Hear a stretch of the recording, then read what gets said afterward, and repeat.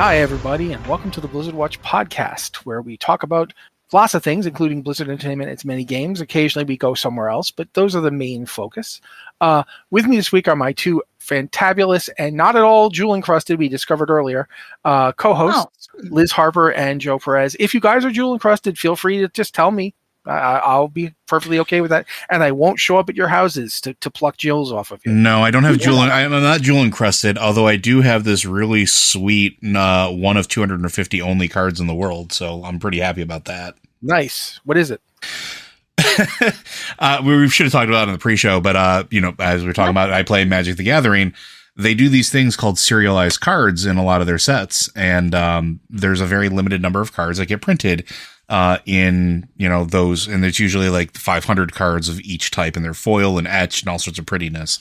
I happened to pull one over the weekend after we were done with our pre-release. I went home with a collector's box, which is something I normally don't do. And on my third pack, I opened number 052 out of 250. I got a palindrome serialized card. It's the only one of it in the entire world, and I'm very happy.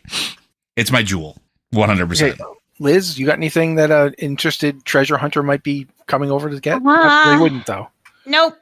Definitely no treasures. Nope, just me. Well, Liz, you are a treasure.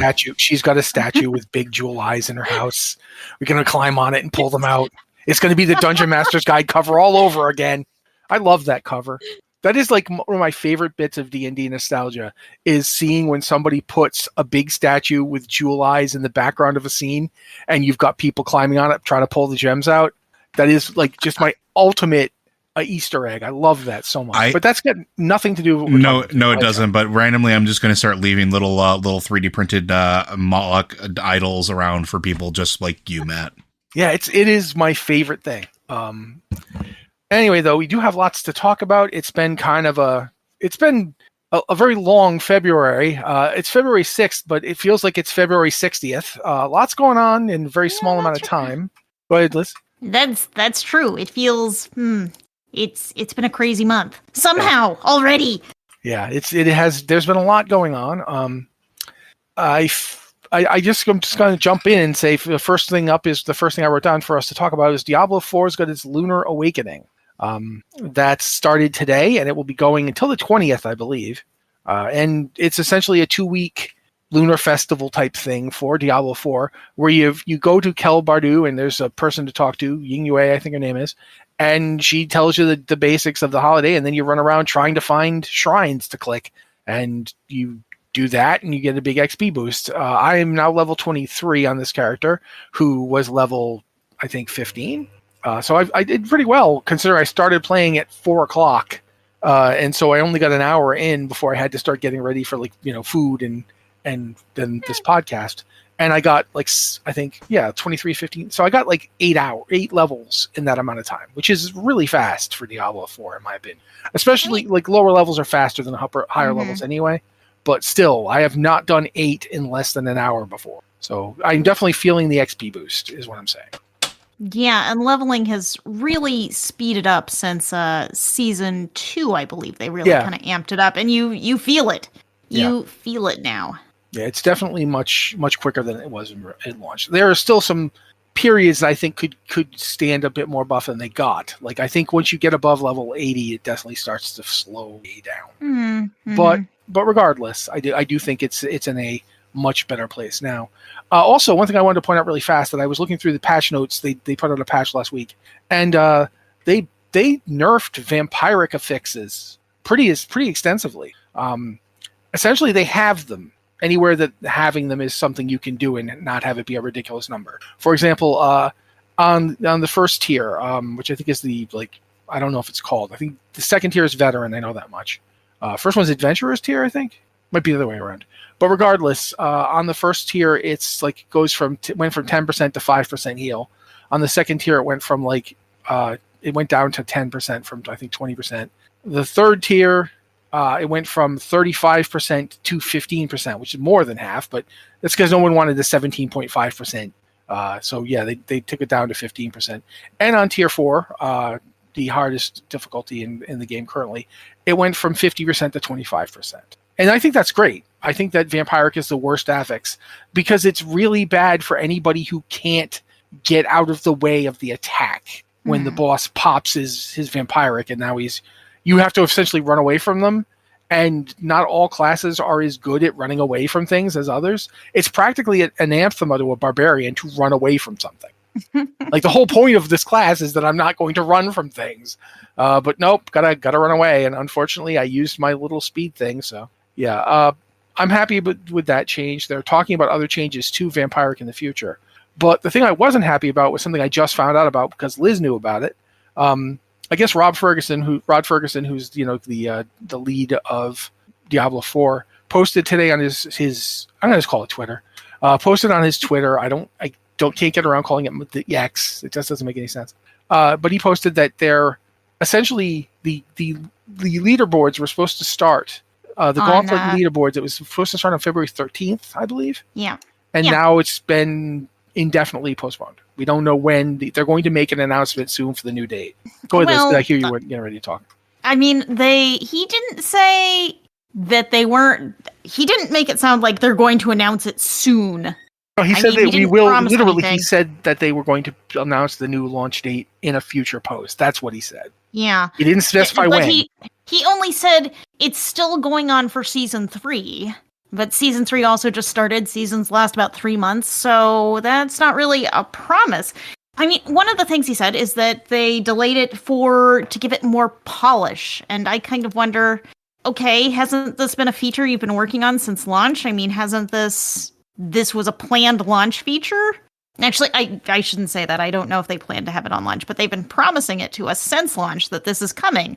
And now we had a date announced, and just before it was supposed to be released, it's like, oh, well, we need to polish it some more. So I don't know. I don't know how I feel about that. So I think it's good. And the reason I think it's good is because lately a lot of companies seem to think they can put something out in its buggiest, brokenest form and then just fix it later. And then they never do. Or they do, but it takes forever because the thing wasn't ready, and now you've introduced new problems to it. Yeah. And it's one of those things where I get being annoyed by this, and I understand I could see myself feeling that way. The reason I don't is because, quite frankly, I'm just burned out on games putting stuff out and then having to spend a lot of time playing catch up because they were motivated to put it out for other reasons than gameplay. And a lot of times that comes from the top. The same people that will lay you off in a moment's notice are pushing you to spend more time just grinding things out as fast as you can to get them out. So yeah, on the one hand, I get why, how long does this really take? I understand that. But I'm still more or less on the side of, okay, if you need more time, take it. That's where I am on it. Joe? I'm always in the camp of chill out, relax, like it'll get here when it gets here. And I find it funny that usually the most vocal people that are struggling with waiting for something are also the same folks that tend to comment about how much better things were when it was ready when it was ready. You can't have it both ways, friends. So I'm firmly in the camp of, yes, would I like things to happen sooner? Sure. But I also acknowledge that I don't want a half-baked, put together with spit, hope, and duct tape code feature. I'd rather chill and wait and have something that is actually, finished and worthwhile. I think it is worth, though. I do think it is worth it to say, okay, what's the deal? And I do hope that they give us what the deal is. It's great when companies can give you the transparency, so they don't just say, well, it needs more polish.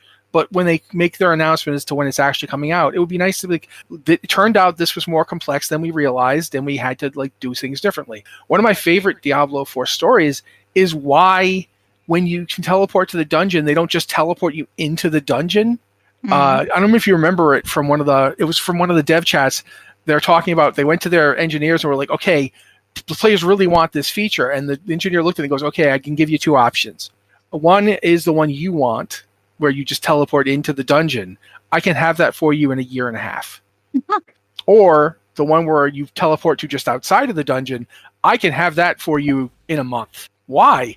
And then he explained it to us, and I was sitting there going, oh my God, I'm never going to be able to explain this to anybody else. Like it's sometimes these things, just the way that the game is rigged and networked, it just doesn't work the way you would want it to for things like that.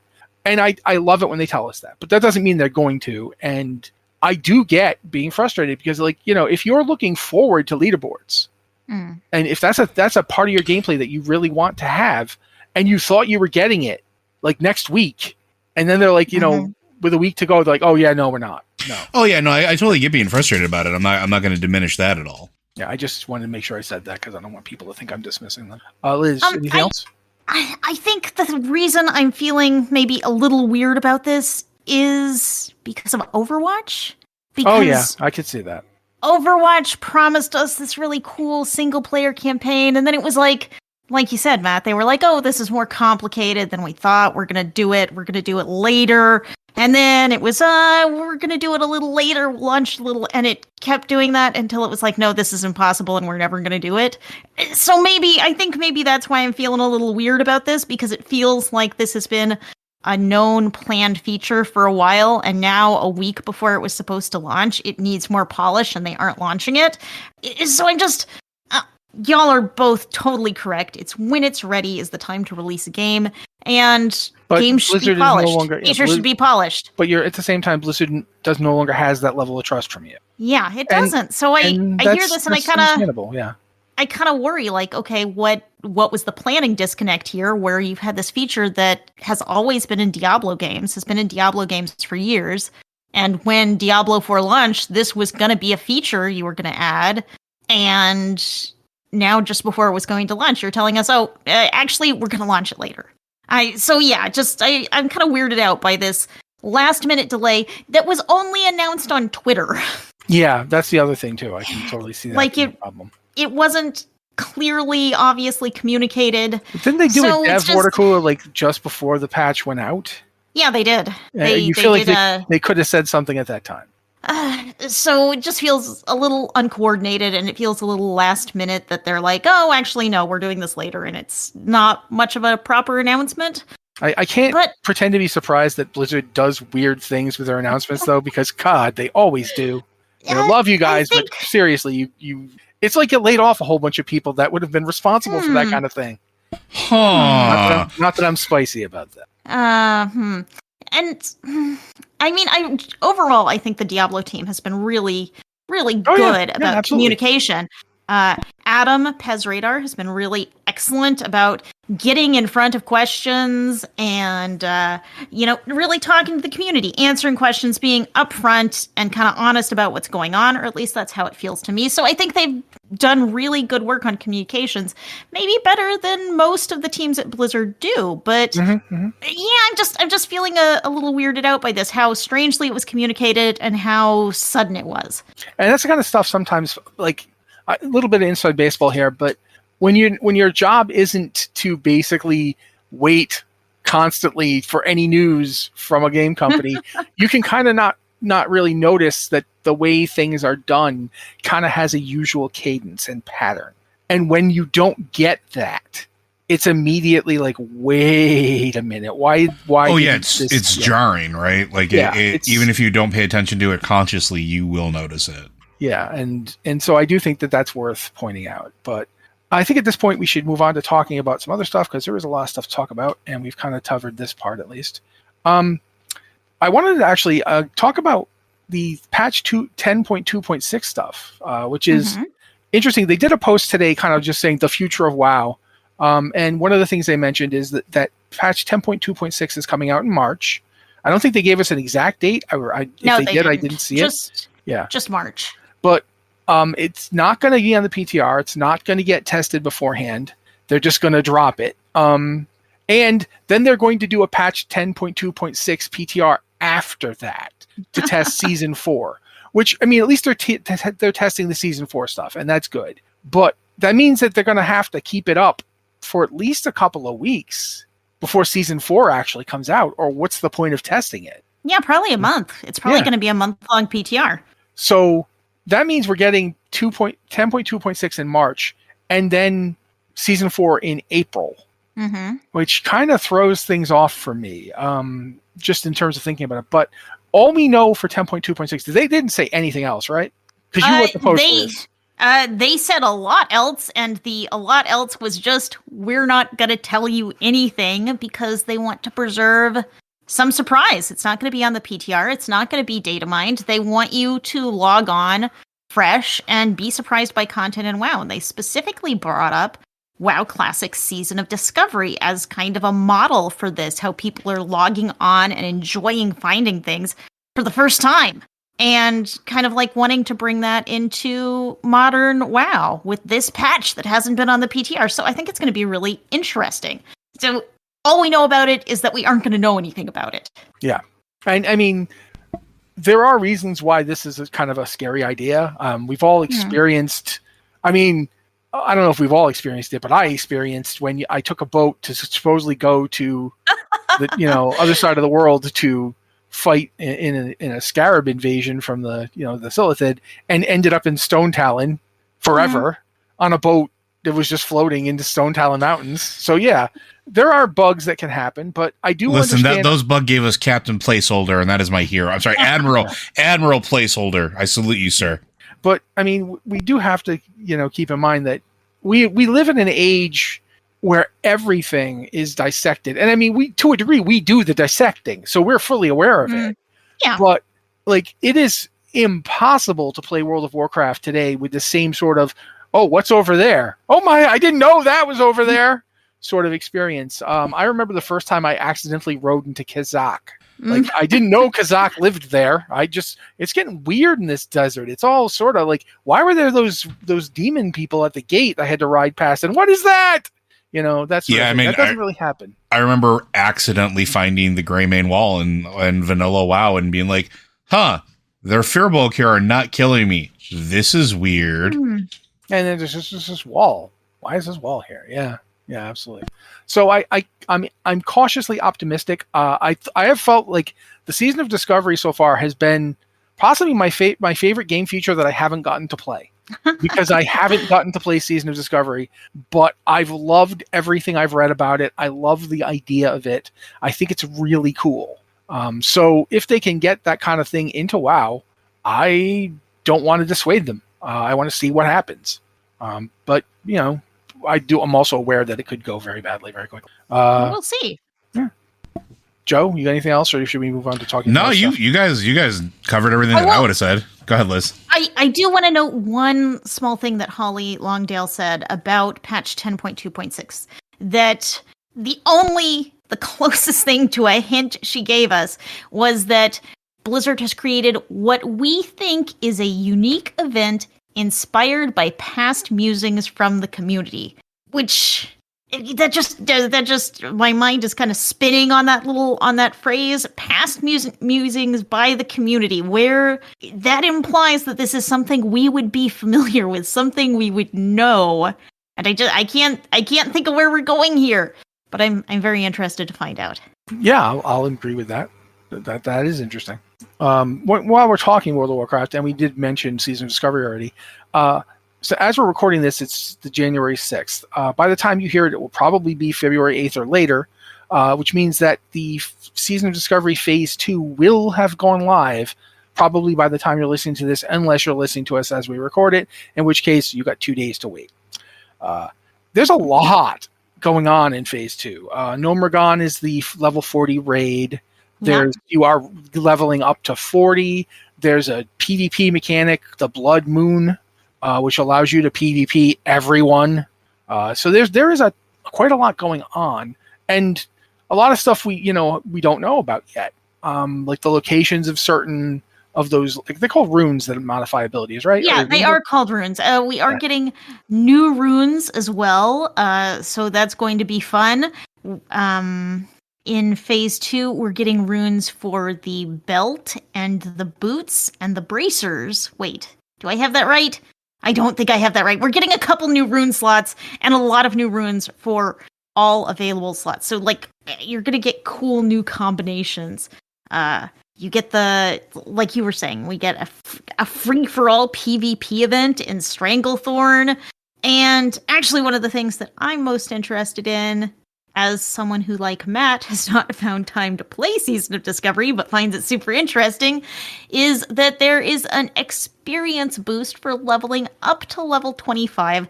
So if you log on in Phase 2 and you're, maybe a little bit under level, Or, because you keep level wanting 1. to play.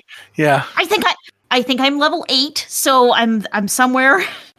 But you could catch up a little faster and get up to play this new stuff. Yeah, which is cool, quite frankly. Like I said, I think Season of Discovery has been the best idea I've heard for WoW Classic since I've heard of WoW Classic. And I've been very excited about it. And yet I think I started a character. I may have gotten out of Dolinar on that character, but I haven't gotten any further than that. So yeah, I am hoping to get to play it. I think it sounds really cool. But yeah, haven't had a chance. Joe, anything you have to say, or are you pretty much just, I like it too? And No, I'm good. Yeah. Time is the true enemy of gamers everywhere. It is really. I mean, we were talking about that on the pre-show, but yeah, it's just, I can't strap myself into a chair and just download every game into my brain simultaneously and just go. I like that episode of Star Trek where Barclay turned into a super intelligence. You guys remember that one, right? Oh, yes. I just recently watched that. Yep. That was one of my favorite episodes because it is a perfect example of the kind of thing that you only get in Star Trek, where just some weird thing happens because they're exploring the unknown. They didn't know that was going to happen. Of course they didn't. I like that. Although it does sometimes lead to episodes like Voyager's Threshold. That one I didn't like. But regardless of Paris becoming a amphibian and kidnapping Janeway, we should talk about the new Love is in the Air stuff, because there's new rewards. For instance, there's armor for Love is in the Air, right? As addition to there's also new armor for the Lunar Festival, which I should have mentioned at the same time. There's armor for your dragon mount special ones from both Love is in the Air and the Lunar Festival. The Lunar Festival one I know, but I don't actually know the one for Love in the Air. Can one of you tell me about it? There's a new dragon riding mount armor for Love is in the Air, and for the Lunar Festival, it's just like you go and you give the vendor gold and you get your armor. Yeah, but for Love is in the Air, I believe it comes from the heart-shaped boxes. So you might get it, you might not get it if you're going and doing the event. But there are a lot of new rewards for Love is in the Air. There are new toys. There's a new Heartseeker Mana Ray mount, which I think is kind of horrifying looking. It's a mana ray with like an angry fanged face. Yeah, it's pink. The one, yeah, it's pink. It's the one from Burning Crusade that I spent so much time getting. Yeah, I love that mount. I think it's great. But it is indeed like a hideous fang moth. Yeah, there's a pink moth, a Heartseeker moth. So there's lots of new things to go get. And by the way, the Love is in the Air armor is for the renewed Proto-Drake mount from Dragonflight, and the one from the Lunar Festival is the winding. I want to say winding scale shifter. Is that his name? The winding Slither Drake. There we go. That one. Okay. Yeah, that's the one that you have to buy. The one for the renewed Proto-Drake is the one that you get from the box, like complete the Love is in the Air event. So yeah, the two new armors to get and of other stuff like that. Reiterate it. And there are a whole lot of new quests this year. So even if you've done Love is in the Air before, you should take the intro quest. There's going to be people bothering you in Veldraken about, hey, go back to Stormwind or Orgrimmar and see the vendors out here. There are lots of new quests, lots of new rewards, and it's pretty interesting. This is another thing.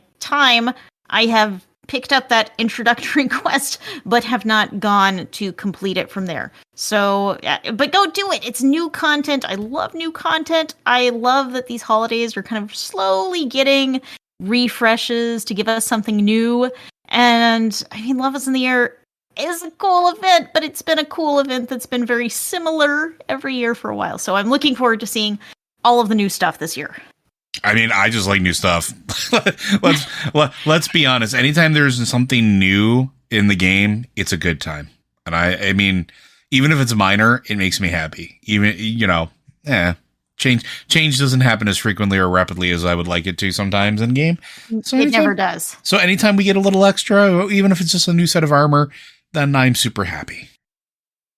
Okay. I also, we will point out that the Lunar Festival is currently happening in World of Warcraft. I think it's happening till the 19th. Might be the 20th, but it's still going on. Lunar Festival is going until the 17th.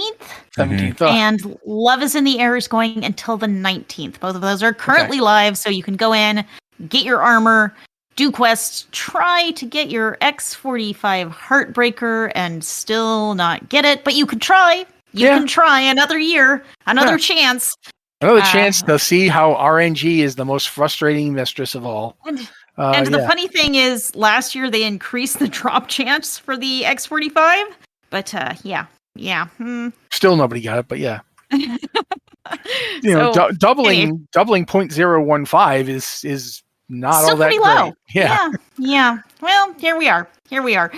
But you have a chance to get it. You have to live in hope. There's a chance through the 19th.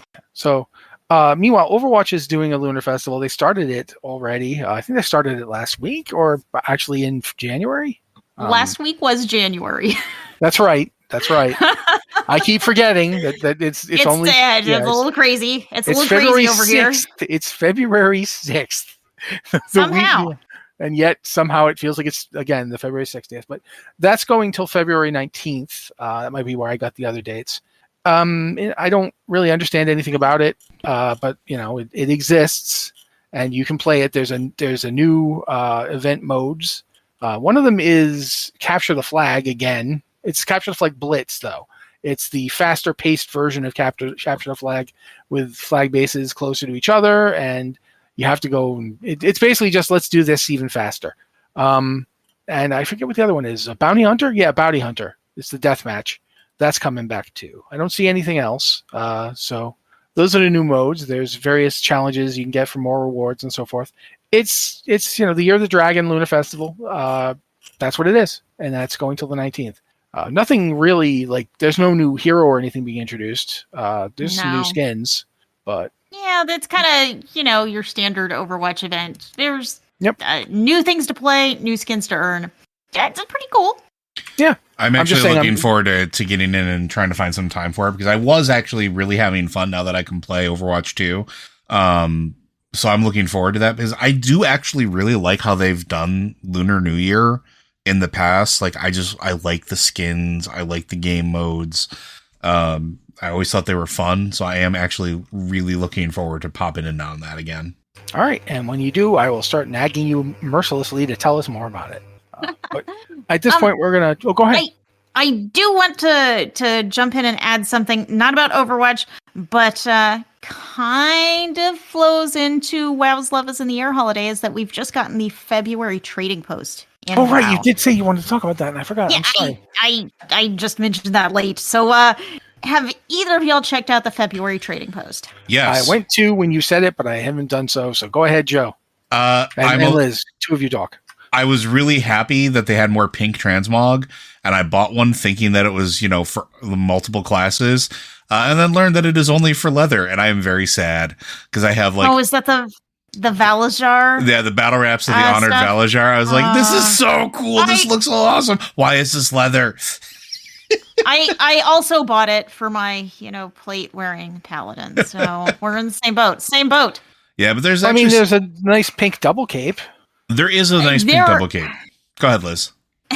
And the reward for finishing this month's trading post it's a wild Sailor Moon inspired white with a big pink bow. And for some reason a witch's hat. It's white, so white and so pink. It's it's perfect. It's the perfect Valentine's Day transmog. Want it. There is also a cloak, which is just a giant ribbon and a heart that you wear on your back. And there are two different bows you can get. Yeah, they're actually really neat. Go ahead. And they shoot little heart-shaped arrows. They've gone all out this month with interesting, kind of Valentine's Day themed looks that are just kind of over the top. There's a lot of bright pink going on, and I love it. I've been doing nothing but playing with transmog lately. If you're into one-handed axes, there's the Lost Crusaders Amethyst Battle Axe. It looks like a two-hander, but it's a one-hander, and it is like electric pink crystal around the edge. For two-hand weapons, there's the staff is the Twilight Witch's Gothic staff, and the Love Witch's Rosy staff. They're both very Halloween. I'm not Halloween. They're very Halloween themed. They're very magical girl themed. Yeah, they are very magical girl themed. They've kind of got the heart in the center and all that jazz. They're really kind of neat. I actually think the Twilight Witch's one looks really cool. Yeah, and of course, the Twilight Witch look is kind of it's the Sailor Moon look you can buy from the Trading Post, except it's a store thing that you have to buy for like $30. It says Trader's Tender here. No, I mean, like, there's the weapon you can buy from the Trading Post, but the transmog, there's a whole transmog that matches it. Yeah, but it's in the store. If you want to get the whole thing that matches, it's like, well, that's kind of disappointing. I am looking at the fluorescent split blade here, which is a two-handed sword that is basically two swords stuck together on a hilt in traditional WoW fashion. Yeah, there's nothing wrong with it. I'm excited, but just let you know that's what it is. But it is very heavily I'm actually going to say it's more of a maroon color, but it's nice. I really like it. There's also a couple Fell themed things. There's the Ruby Fellfire split blade and the Ruby Fellfire bulwark, a shield and a one-handed sword. They each cost Trader's Tender, fairly expensive too for one-handed weapons. But nice gold and red look, which is it does kind of fit the Halloween. I keep calling it Halloween, the Valentine's Day theme. Jeez, yeah, I want Halloween back. Apparently, I wasn't aware. Also, I mean, who doesn't want Halloween back? I mean, just yeah. No, I'm not surprised that I feel that way, but I wasn't aware that every time I opened my mouth, I was going to say Halloween instead of Valentine's Day. But yeah, there's actually a lot of cool stuff here. The Crown of the White Rose is real. I don't know what you call it. Extra. It's nice if you're looking to go all out. It's a crown, and it does go all out. I like it. I like. Honestly, I'm really mad that I bought the battle wraps because I kind of wish I would have got the crown instead. Yeah, I can see that. I can see being a little upset. And I don't think I can refund it because I've already logged out. So no, you can't. You have 2 hours to do a refund, and yes, you're. No, if you log out, doesn't it the timer doesn't start up until you come back in? Either way, hey Blizzard, give us more time, or clearly label your stuff. Thanks. Yeah, but there's also 3 corsages, which I'm going to mention because again, we love transmog right here. 4 corsages, although one of them is actually one of them is just a bouquet. The Sanguine Bouquet is an offhand item but it's a bouquet that looks like it did want to drink your blood. Absolutely, it does. But then there's the Fanciful Corsage, the Gothic Corsage, and the Rosy Corsage, all for you. The Rosy Corsage says item type hand. There's also the Sanguine Bouquet as well that falls into that sort of category. Yeah, the first one I mentioned was the Sanguine Bouquet. Sorry. But no, 2 are wrist, 1 says hand, so it's the gloves. Does this mean you can have 2 corsages? Ooh. Maybe. That would be interesting. I'm going to dual wield corsages. There were just so many great things on the Trading Post this month that I ran through all of my Trader's Tender, and there are still so many things I wish I could buy. Have we mentioned the very pretty fox yet? Did I space out and forget that? No. There's 2 pets and a mount. The mount is so good. Fur End Ship Fox, continuing the Sailor Moon theme. It is it's a mount, and it's similar to there's another one that was blue. There's a blue fox mount that can fly. This one's a kind of very light pink / purple and white flying fox. It is amazing. With gold and pink jewelry. It's great. If I hadn't bought that Valajar armor, I would own this already. But I bought the Valajar armor because I was like, oh, cool transmog set. And now I don't have the Trader's Tender to buy this amazing fox. Yep. Next month. Next month. I have it frozen for next month. That's why I like logging into the game after I do this podcast, because you guys say these things, and I'm like, I saved myself some Nintendo. You have it doesn't that just does not look like a leather transmog, and it does not warn you in an obvious way, and I'm a little upset. So Yeah, what I it is can like see it. I can see it thinking it's mailer plate. Looking at it, the problem. Battle Raps to 100 Valor Jar. Go ahead, Joe. I was gonna say the problem that I think with this, I'm gonna. This is an actual criticism with a solution that I think, in theory, could be implemented. The problem that you run into is that they will show you the item on your character regardless of whether or not you can equip it. And if they could have something that checks that, like they do literally everything else, they already have it in there with the transmog system. The transmog system only reveals to you things you can actually equip or transmog into. They could do something with that with the trading post, and I think that would reduce a lot of the heartache, because I know multiple people have this issue because I hear about it on the forums and on other social media quite often, where it's like, yeah, this would be a really cool feature, but I keep warning out attendees because I wind up, buying something and then not realizing that I can't use it because it looked cool on my character. So maybe add a little something that like warrants that the current character you're looking at on can equip it. That would be really cool. Sorry. I don't disagree with you. But we should also mention fast the two pets are Bugsy, who is a kind of purple robot bug. I don't know how else to explain it. It doesn't look like ladybugs to me, honestly. Yeah, it doesn't. It's not actually a robot, but it's got a very crystalline look to it. So, but they're both very cute. They do look like ladybugs a bit. But they also have giant eyes, which is always nice. But yeah, there's two of them. I mean, pink and brown and blue and red and blue. Go ahead, Jules. It's a red ladybug and a pink ladybug. That's just how they read to me, ladybugs. And I couldn't buy any of them because there's so much to buy this month. Too much. So hard. Bought yourself the armor, and then you couldn't even use it. Yeah, I'm gonna have to level that rogue. I have a feeling I'm going to end up freezing the fox if I can't get to it. I definitely froze the fox. Well, I have the other fox frozen right now. Oh, yeah, that's a problem. That's a tough one. It is a conundrum. That's okay. I think that's a pretty decent coverage of what's going on with the trading post. Mm-hmm. It's a very nice themed trading post. There's also, I guess we didn't mention that there's the X-53 touring rocket is available for 100 traders tender. Yes. So since we were talking about people not getting the rocket from Love is in the Air, you can get a rocket. Well, this is the one that was from the Bring a Friend, right? The Recruiter Friend. The old Bring a Friend. It's the old Bring a Friend amount, but it's 100 traders tender. That's nothing. Yeah, you can just jump in and buy it. If you've been trying to get yourself a rocket mount, and you're just not getting it from those greedy undead folks, and when they die they just won't drop it.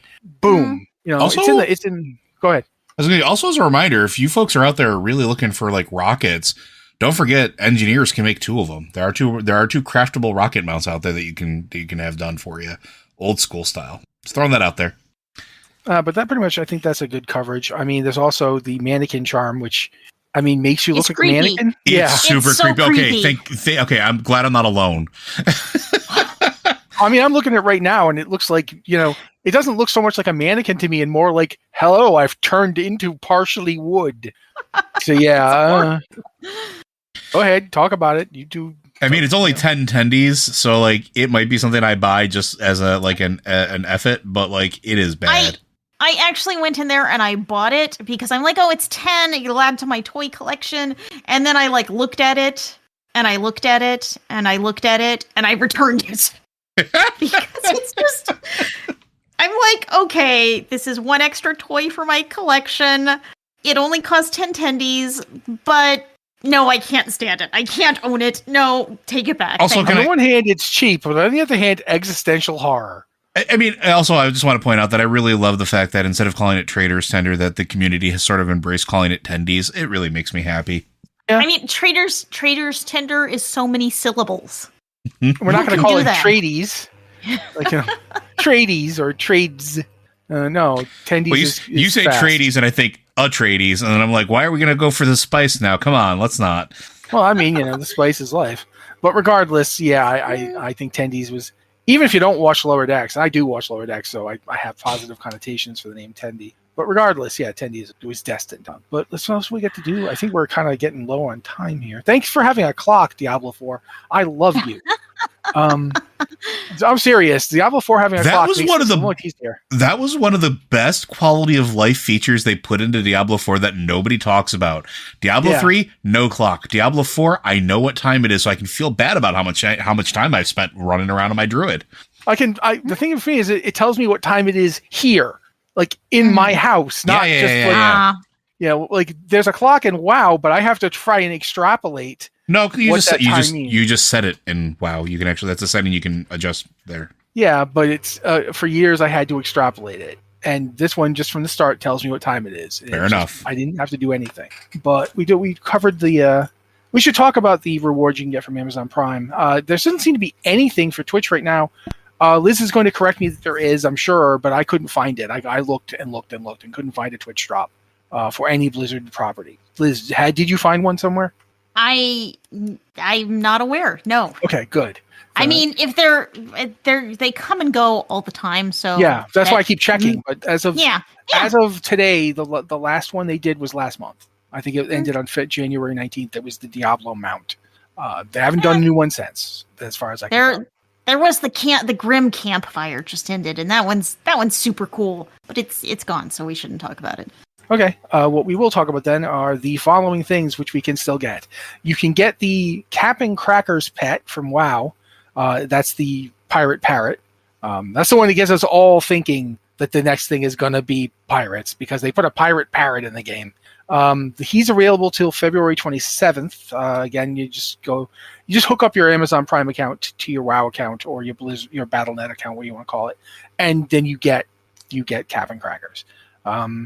If you're playing Hearthstone, the random standard epic card award is good until February 14th, and that's when that ends. So you got about a week, a little bit more, like a week and a day.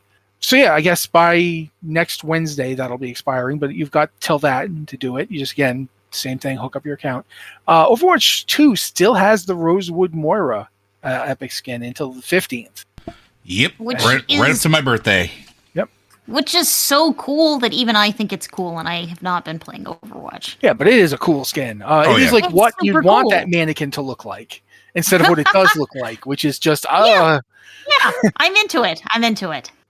a lot of detail on it. It's got a like kind of Poison Ivy-esque theme if you're into DC Comics. It's good. I like it. But I think that means we can move on to doing maybe one or two emails before we end the show. Do you guys have anything else before we do that? I want to make sure I'm not jumping the gun. No, I'm good. Liz? I'm just adjusting my transmog over here. You know, All right. important work. You do that.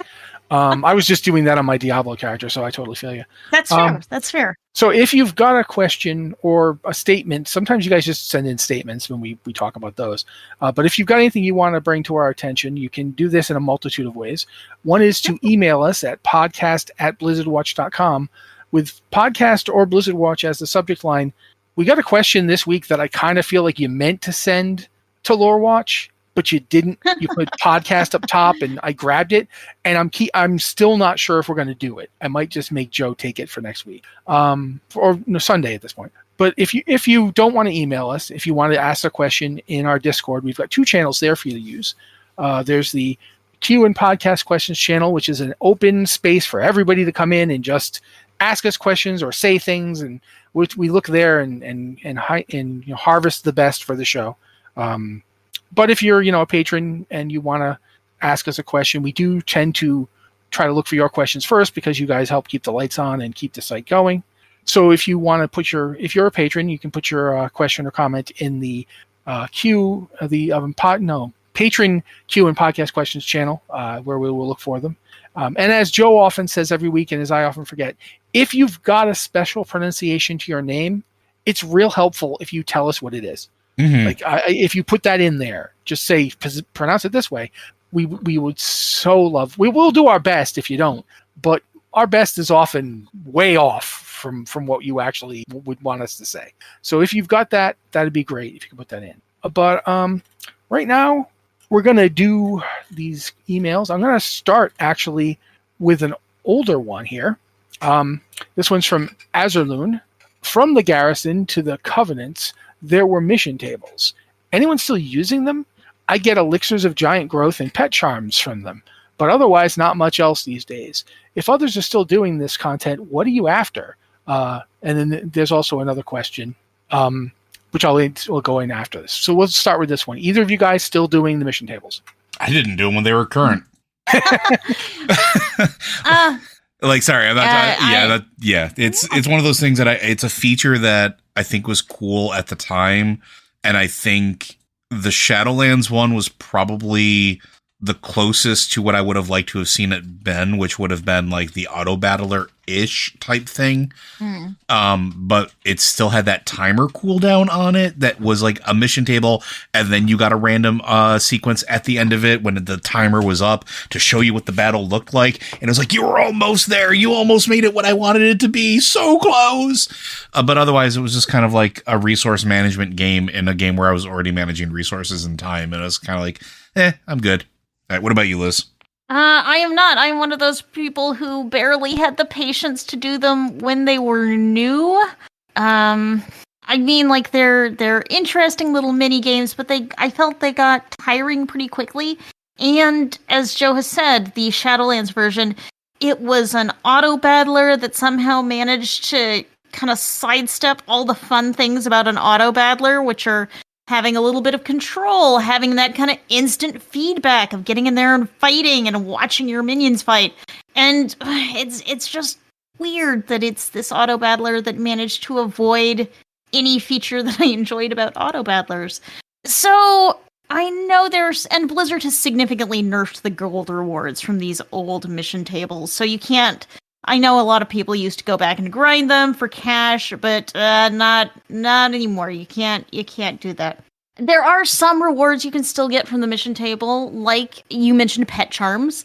Pet charms are a decent thing. You can go and get rewards like that. But I don't think they're the most efficient things to go do. So for the most part, I don't think it's worth doing the jumping around. Yeah, I was one of the people who actually liked mission tables in Warlords. Mm-hmm. They had their problems, and one of the problems was that between mission tables and all the other stuff in the garrison, you never left your garrison. Yeah, and mission tables at the time, they had a timer, but the timer tended to be like a couple hours for some missions, and some of them were like tomorrow. But you ended up having, if you were going to efficiently use them, you had to basically come back a lot. You had to you go do a dungeon, then you come back to your garrison and be like, okay, I got this one done now, so now I'll put all my stuff into a new one. And it got to a point where I felt like I was juggling a lot. Yeah. To make use of it. And then when they put it in Legion, I straight up only liked the Legion ones that gave you actual quest stuff. Like, do this mission, and then it unlocks a quest that you can go do. That I liked. Everything else about it, I didn't. I was like, I just felt, we're getting to the point where the entirety of the mission table is I make other people go play a game and then find out how they did. And I didn't enjoy that. So I liked it when I would go and I'd be, as the commander of my class order hall, I'd send people off to open up this front, and then I'd go in and do it. The actual game part of it, I'd go play.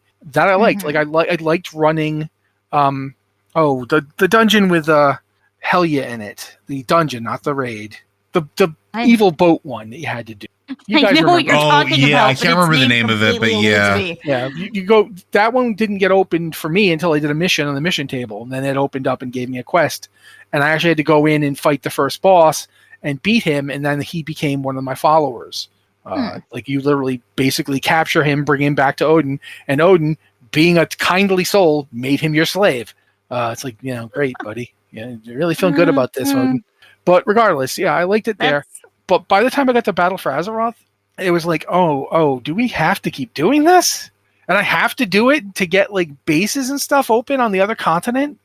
I was so hoping not to do this anymore. And then they showed up in Shadowlands, and I was like, are you kidding me? Are you kidding me with this?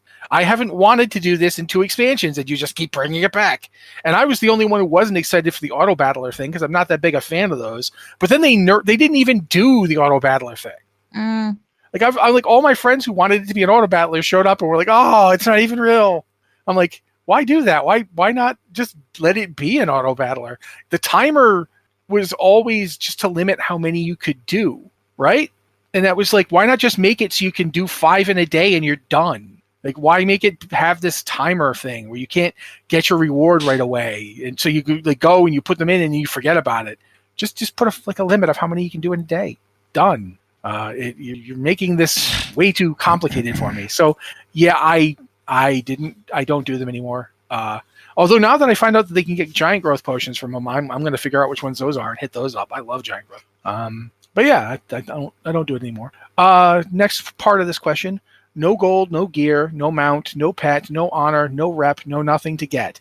When the only goal is fun, what content do you run? I'll just answer this one first.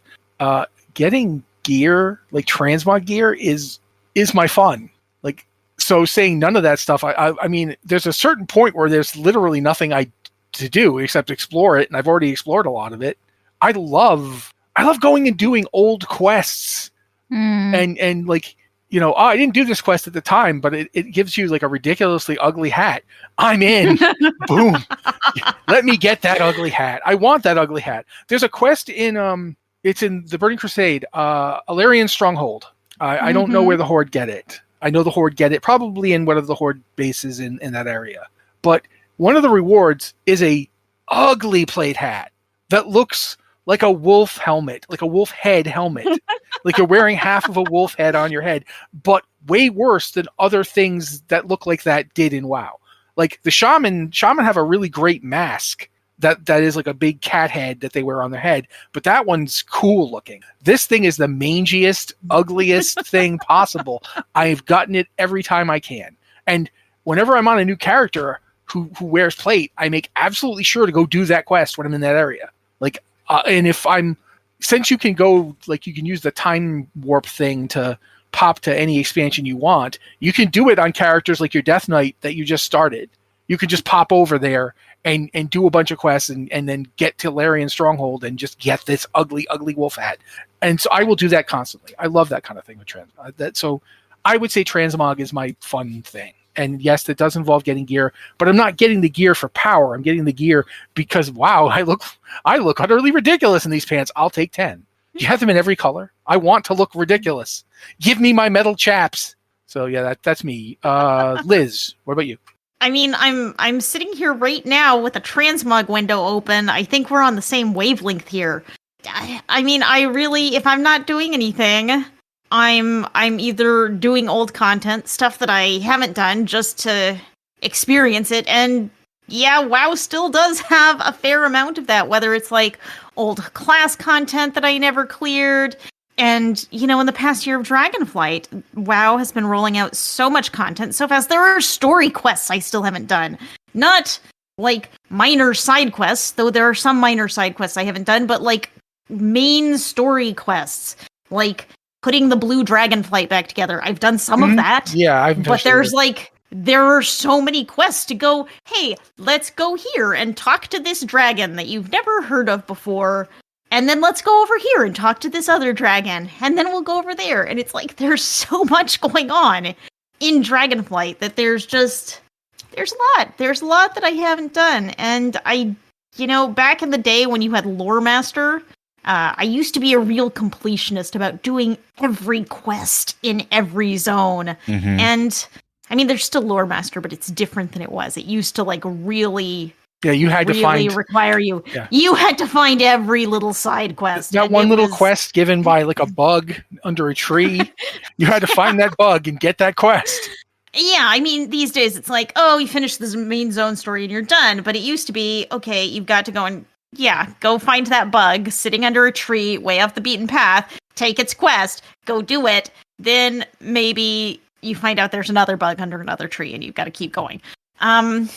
So a lot of the times I will go and just, dig into those quests that have been in my quest log, things I've forgotten about, the exclamation point on my map that I know is there, that I know has been there, but I haven't done anything about it.